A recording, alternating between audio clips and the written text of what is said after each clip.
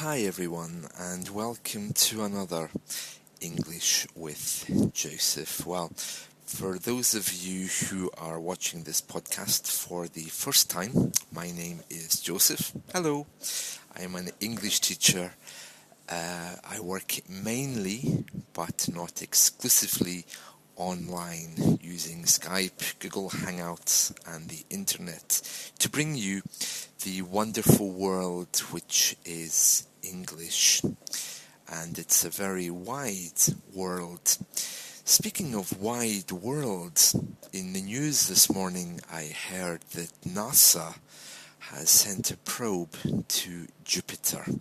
The planet Jupiter has received a probe from the planet Earth.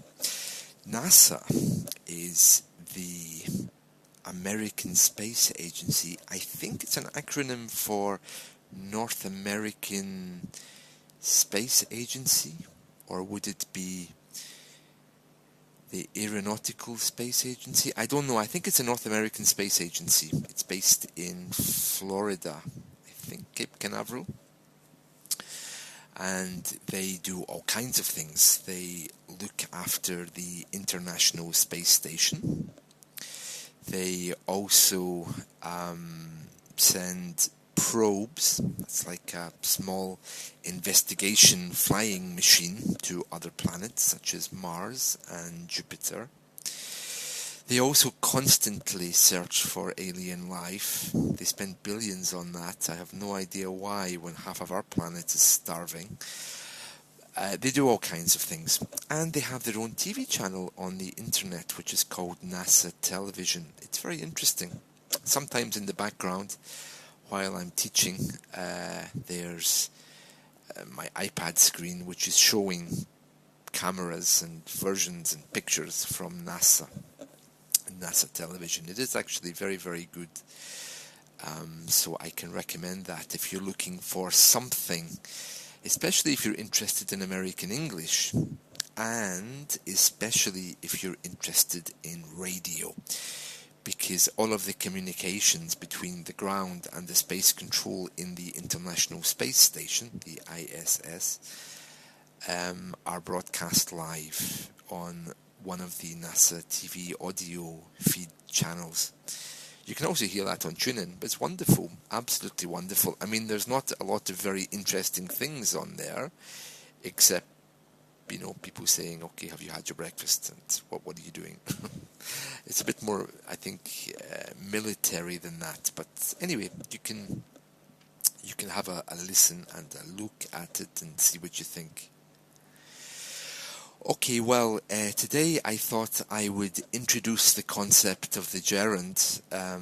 It's something I've been talking to a few students about this week. I don't really want to talk about it in too much detail. Those of you who watch this podcast a lot will know that I do talk about grammar sometimes, but I would prefer if you learned grammar by practice, by talking, by experiencing, not by academic learning, which doesn't always help.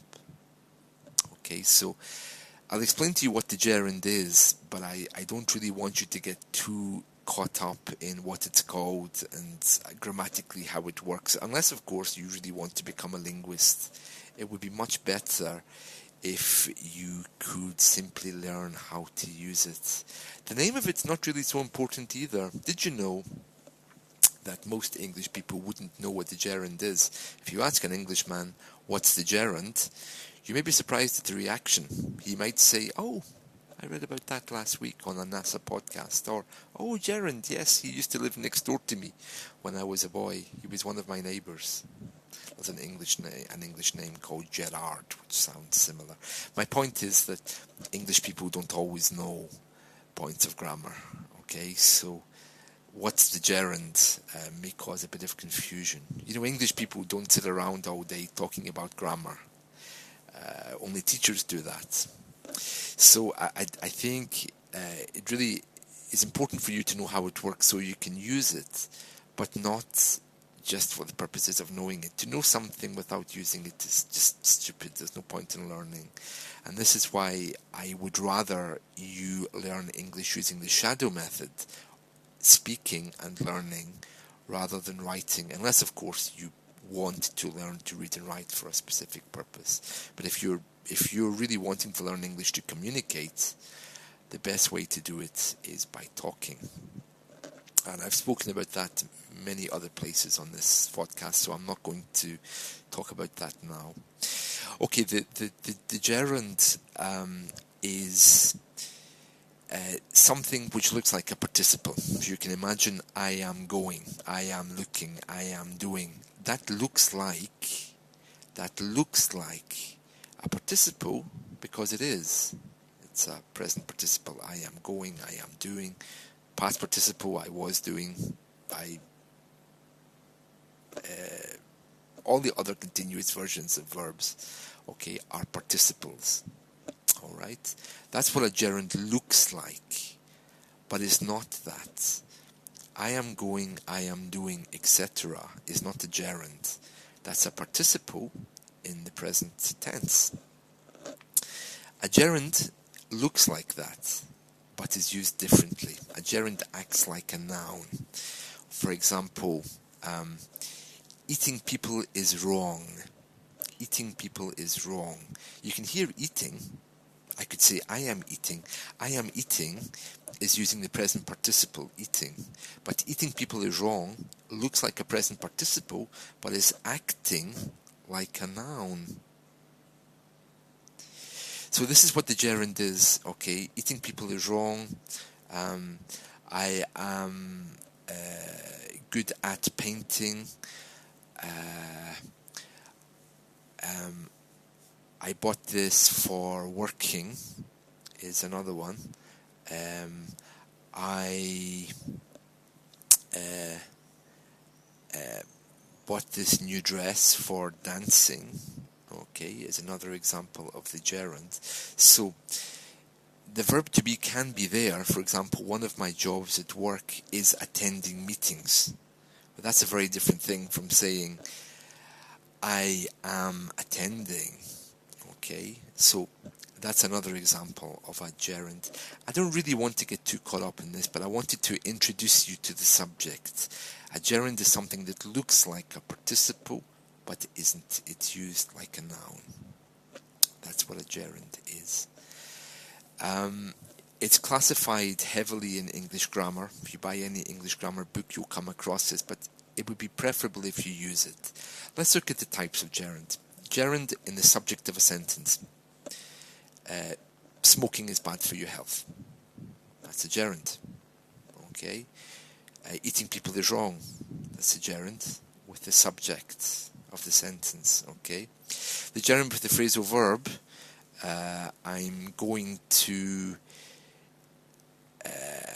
Probably going to is not a phrasal verb, is it? So let me think of a good example with a phrasal verb. I didn't take to swimming. I didn't take to swimming. I haven't got around to calling you yet.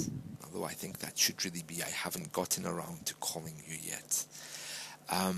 I don't know how to love him is the name of one of our very popular gospel songs. I don't know how to love him. Actually, that was a hit by Petula Clark. I love Petula Clark. I think she must be very old now, but she was a very good singer. I can't remember the musical it came from. I think it might have been Jesus Christ Superstar. But anyway, that's again using a gerund, but how can I explain? The participle, it looks like a participle but acts like a noun. And I'm just thinking about that example of I don't know how to love him. There isn't actually a gerund in that sentence. A better example might be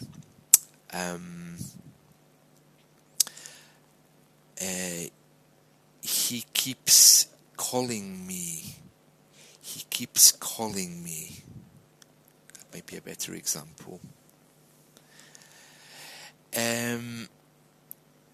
It's also used after the verb to be, but not in its continuing form, such as